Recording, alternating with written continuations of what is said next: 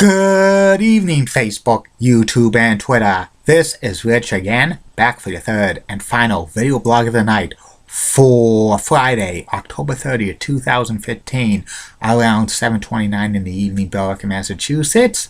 Sun went down, it's dark now, going to be a cool night. Tomorrow's going to be in the 50s for great trick-or-treating weather, not too cold, not too warm, not snowing, not raining, not sleeting, no ice, no tornadoes, no hurricanes, no earthquakes, no nothing. It's going to be perfect weather for the trick-or-treaters. Tomorrow at 2 a.m. daylight savings time ends. We get an extra hour of sleep, but the downside is no, the sun will go down at 4:30 in the afternoon. But next week's weather, above average temperatures in the 60s, and maybe some runs at 70, which is good. Bonus days, because we don't get too many bonus days of 70 in November. Some news to report. Pittsburgh Pirates outfielder Andrew McCutchen has won the Roberto Clemente Award for 2015 for Major League Baseball for community service, so congratulations to him. Game 3 of the 2015 World Series tonight. It's the Royals versus the Mets at Citi Field. Mets need to win this game because they're in an 0-2 hole. If they go on to an 0-3 hole, it's probably over for them. And ESPN is planning a future 30 for 30 documentary on the 16-time World Heavyweight Champion, WWE Hall of Famer, Nature Boy Ric Flair. Woo! And that's about it on the news. My third and final video blog subject tonight is about the Back to the Future Part 3, the end of the Back to the Future trilogy, which Marty McFly goes back to 1885 to rescue Doc from preventing getting shooting by Mad Dog Buford Tannen and stuff.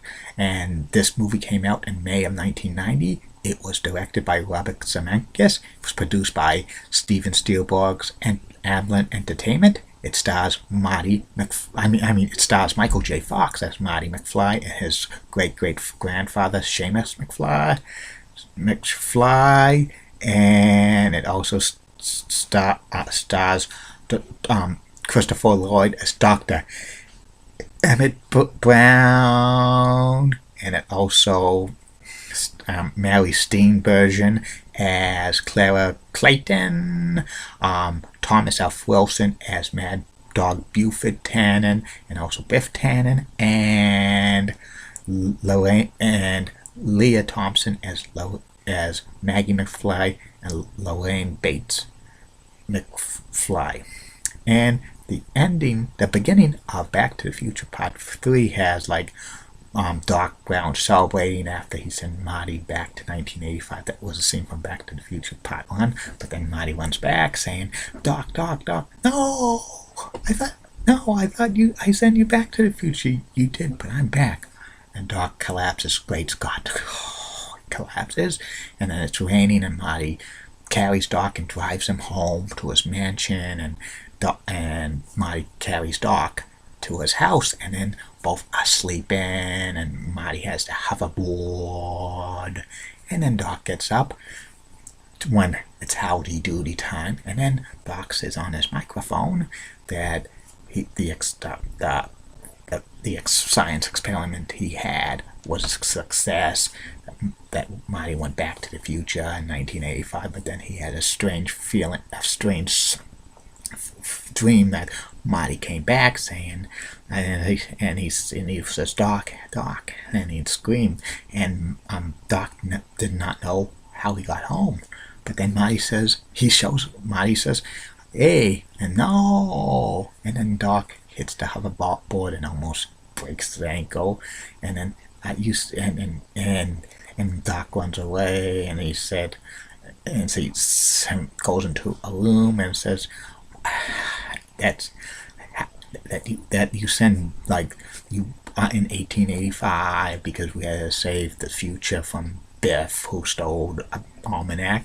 And Doc says, that's a very interesting story, future boy, but if you know, how could you know from the past? You wrote me a letter, and it was a touching letter and stuff. It says Doc was happy in 1885, and he says he hid in a time machine for him to took him to return to 1985, but Doc warned Marty not to come back to 1885 and try to save him because it would continue to destroy the time continuum and stuff.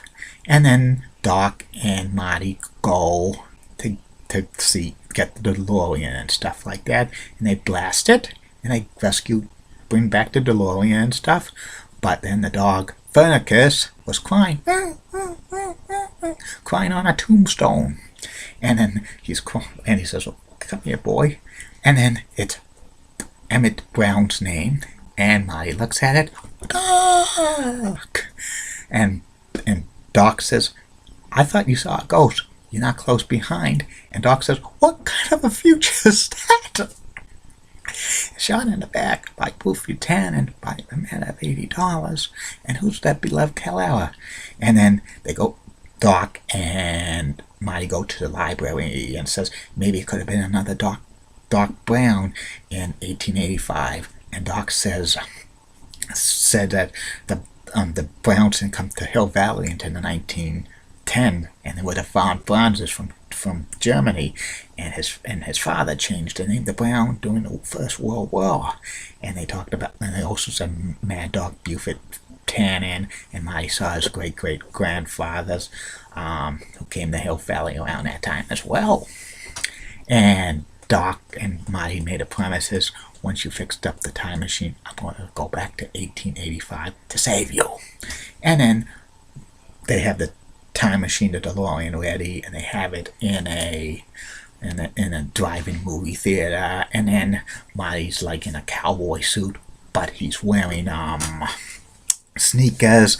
Doc warns him, "You better put on your boots. You shouldn't be wearing these sneakers in 1955 and stuff. I'll get it when I go back to 1885. And Clint Eastwood didn't dress in this. Clint who? You haven't heard of him yet. Clint Eastwood, he was an unknown actor in 1955, and then you could go 88 miles per hour. If I go 88 miles per hour, I'll hit those cowboys in the Indians. You're not thinking fourth dimensional. In 1885, this is all open land. And where you're going, there's no roads. We don't want to send you to hit a tree in 1885. Hill Valley's just down the road. And I'll get to see you in the future. Yeah, the past. That Marty says. And Marty goes to September 2nd, 1885. That's 6 days before Doc gets shot. And then once Marty goes to 1885, there's a cowboy and Indian fight. And then during the fight, one of the arrows hits the fuel line of the DeLorean, leaking gas. And Marty hides it in a cave, but in the cave was a bear. The bear chased him, and then Marty gets knocked out cold in a fence, and then some guy with a mustache and an Irish accent says, "Maggie, some fellow is out cold. Help me bring him into his house." And Marty says, "Mom, is that you?" "No, yeah, now. You've been asleep for almost 5 hours. And this is here in the McFly house." "The McFly house? Hey, it's Mrs. Maggie McFly," in an Irish accent. "Who are you?" "My name is Clint Eastwood." And then, "Hey, Mr. Eastwood," and how are you meeting them?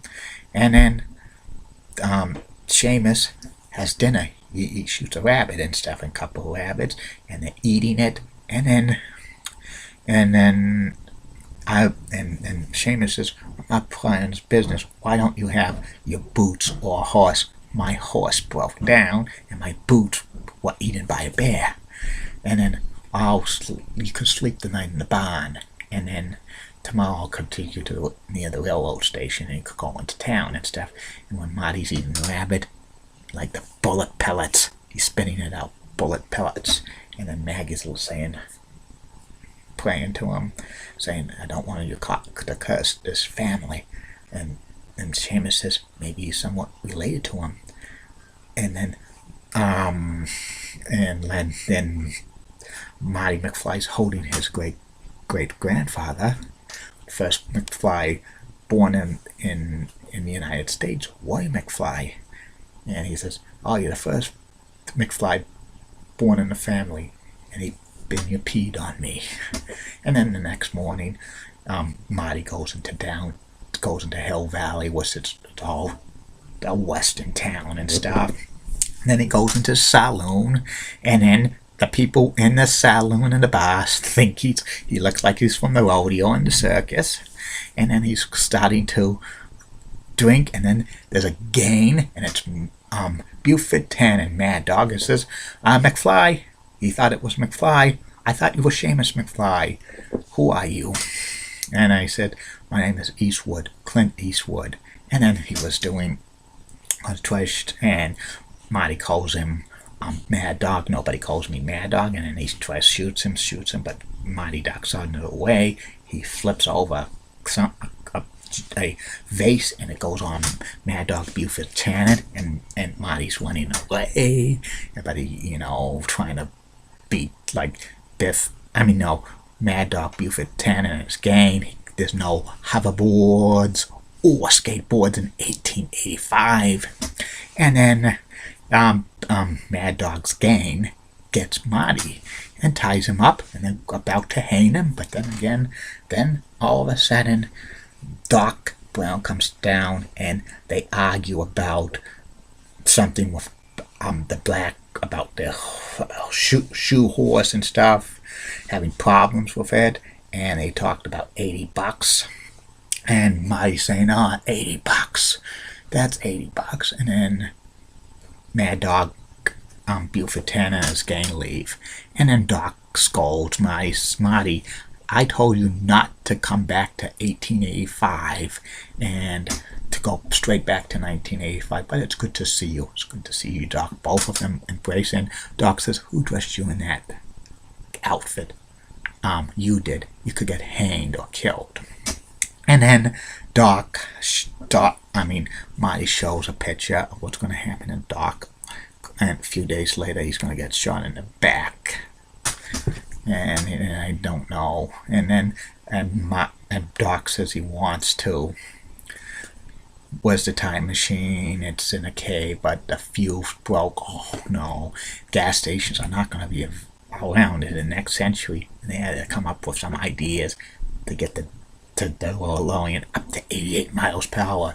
They tried a horse, but the horses were no use because they could only go 30 miles per hour.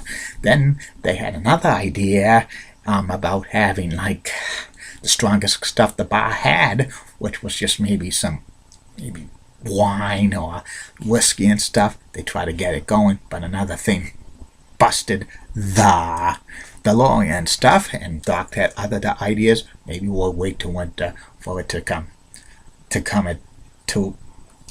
bring it down to 88 miles per hour. No, that's another thing. But then he had the idea of the locomotive, the train, and then Doc and Marty talk about the train, about going to like 90 miles per hour. Conductor says the most this has gone up was 55, 60, 70 miles per hour. And then they go to the ravine where which will be going 88 miles per hour. Marty says we could scratch that idea because it'd be another year and a half before the bridge is built over the ravine. And Doc Brown says, "You're not thinking fourth dimensionally. In 1985, that's gonna all be built." And then you go back into Doc's blacksmith's office and stuff, and then there's some townsmen saying, "You're gonna meet the new school teacher, Clara. She's supposed to be coming in a couple of days from now."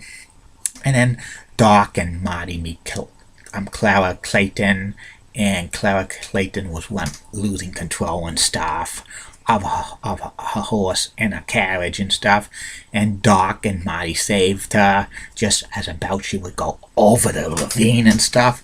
And Doc and Clara, it was love at first sight, And then like Marty goes down to the ravine and gets her stuff and brings Clara Clayton to her house and says, thank you. You're going to be seeing me a lot in the future. And then Doc and Marty says, when are you going to see a lot in the future? We're going to be out of here in a few more days. That was just talk. And then a few days later, Doc falls in love. And then Marty says that the ravine is like Clayton Ravine, that a school teacher about 100 years ago fell on that. And Doc says, I really messed up time machine. That's an infernal thing that must be destroyed and stuff. What's the worst thing they're going to do? Not name the ravine after her? And then the next scene is they have the all the town people at Hills Valley at Saturday night having a fun thing, showing pictures of the clock tower, and Doc and Clara Clayton having fun, and also Marty having fun trying shooting stuff, this and that. But then Buford Tannen comes back with his gang, and they interrupt the proceedings. Buford Tannen wants to beat up Doc Brown because of him not paying money for the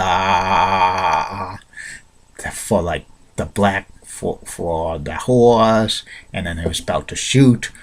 Marty ducks under the way, and then Marty and Buford Tannen fight.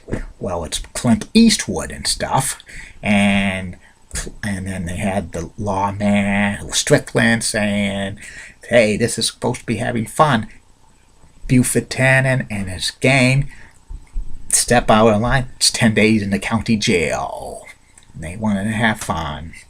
And also, Seamus and Maggie and William were there, McFly, saying you shouldn't have done that, you should have walked away. But a lot of people, townspeople, were saying that, Mr. Eastwood, you stuck up for yourself. We don't want bullies like Buford Tannen around and stuff like that, and this and that.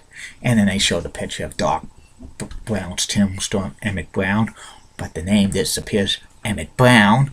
But he says that shouldn't be right, because it would be somebody else's name. That means somebody could be shot, but it might be you. It's saying to Marty or Clint Eastwood. And also, like, Doc's falling in love with Clara big time, and Marty and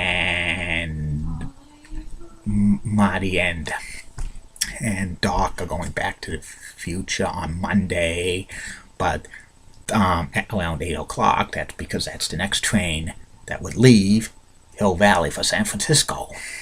But first, Marty had to fight Buford Tannen and stuff. And Doc says he was going to stay in 1885 because he loves Clara so much. Marty says, you don't belong here. You belong in 1985. And then Doc was, had to tell the truth. And Doc Brown told Clara Clayton that he's from the future, a time traveler from 1985. And then Doc says she was the only woman he really loved. And then Clara Clayton says she heard so many whoppers, slapped Doc Brown in the face. You should have told me you never loved me. That would be at least thing that would be respectful. And Doc says, but wait, shuts the door. Doc's so mad that he spends the time at the bar the next morning, and then Buford Tannen and his gang wants to get up because they were going to attack Marty and stuff.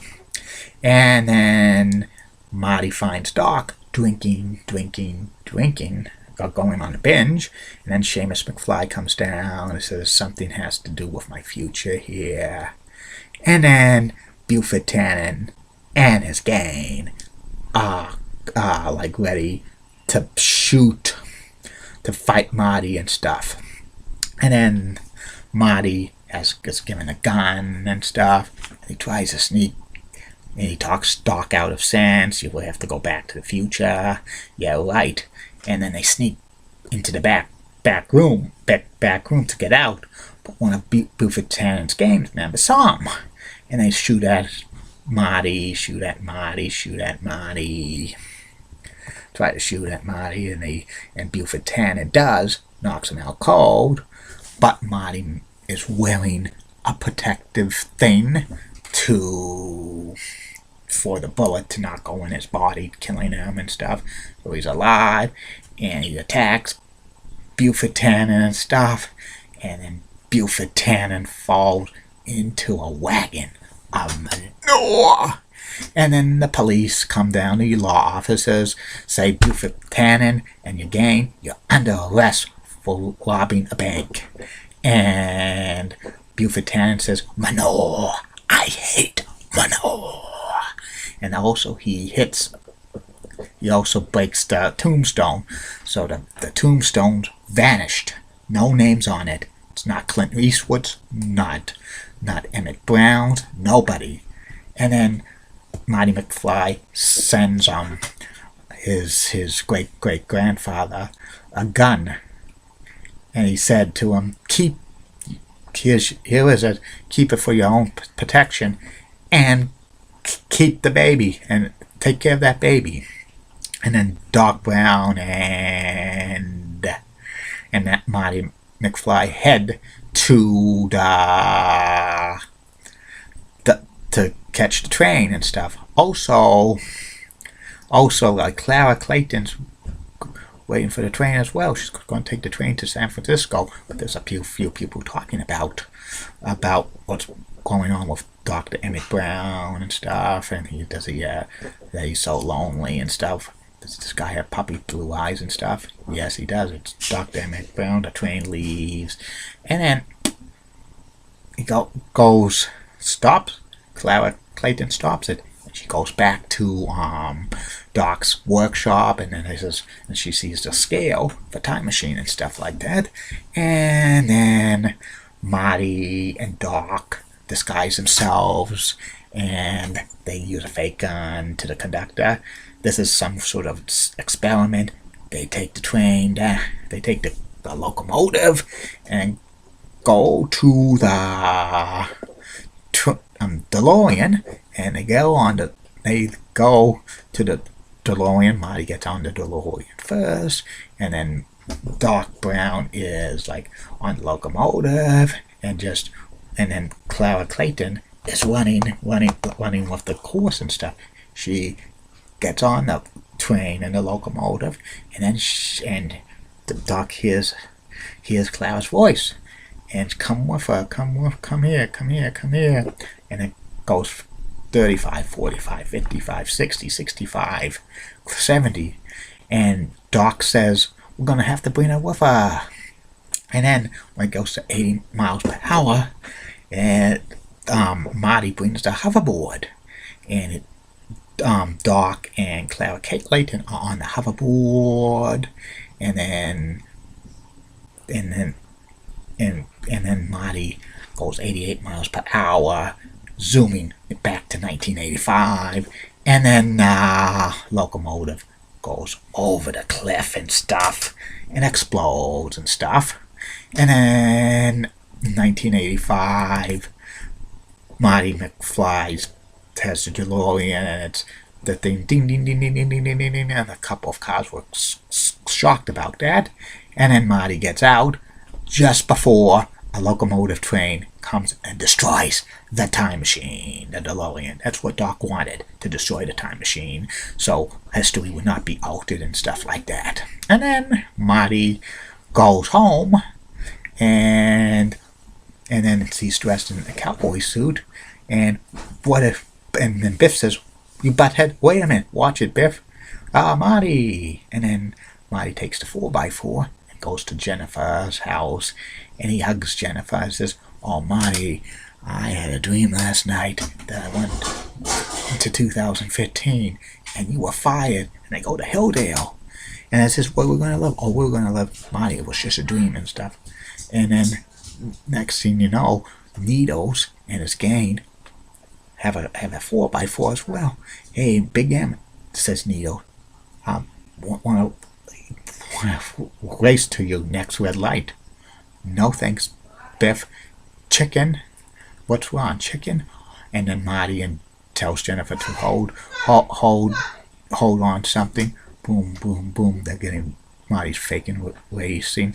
Next thing you know, the green light goes and like Needles and his friends are driving fast, and then Marty pulls back up, and then Marty says, "Oh, I'm not gonna race that butthead." And then a Rolls Royce comes. Needles just pulls out of the way, almost hitting that Rolls Royce. Marty says, "I would have hit that Rolls Royce." And then Jennifer has the facts that you're fired. It's erased from existence. Then Marty and Jennifer go to the train where Doc Brown's, where the time machine was destroyed at DeLorean. Doc wanted this to be destroyed. But then the train tracks are like this and that, and then has a train sound, and next thing you know, it's a locomotive from the future, from the past, and Doc Brown's in it. He built a time machine locomotive, and hi, Marty, and he says to Doc, hi, and then Doc Brown introduces his family, his wife Clara Clayton Brown, and the two sons, Jules and Vern. Jules Verne, who was one of the most famous science fiction writers of all time, Jules and Verne. And then he had to get Einstein, and then Jennifer tells Doc Brown, "I got something from the future that it's erased. It's erased because your future is not yet written and stuff. Whatever you make it the best." And then Doc Brown and Clara and Jules and Verne go back into the locomotive, which is a flying craft, and goes into a destination unknown, probably back in the past. And that's how Back to the Future 3 and Back to the Future trilogy ends. This third Back to the Future movie, Back was very, very good. Great Western scene, great science fiction theme, some humor in it. Probably one of the best trilogies of all time and stuff. And this is the last Back to the Future movie ever. Robert Zemeckis says this film will never ever be rebooted as long as he lives, which it should not ever be rebooted because this is a perfect trilogy. I could not see another Back to the Future movie with a new cast and stuff because it will not be good, in my opinion. That's about it on this. That will be about it on these video blogs for the night. Be back tomorrow, but you're only going to get 2 because it's Halloween, and usually holidays I only do 2. Tomorrow will be the top 10 greatest ABC sports broadcasters of all time, and the second video blog will be about Newberry Comics. Keep calm, everybody, and I'm a Julie Broughton guy. Mention it again on Julie Broughton's Facebook chats. She's real nice. She loves to say hi to her fans, and I'm one of her biggest fans. And Julie Broughton has nice legs and a great smile. Molly Rosenblatt, a Fox 35 rocks, and she also has nice legs. Elizabeth Hart is so stunning, and Heidi Pratt has the best legs in the world. And in the words of Sean Lucia, get out. See you tomorrow.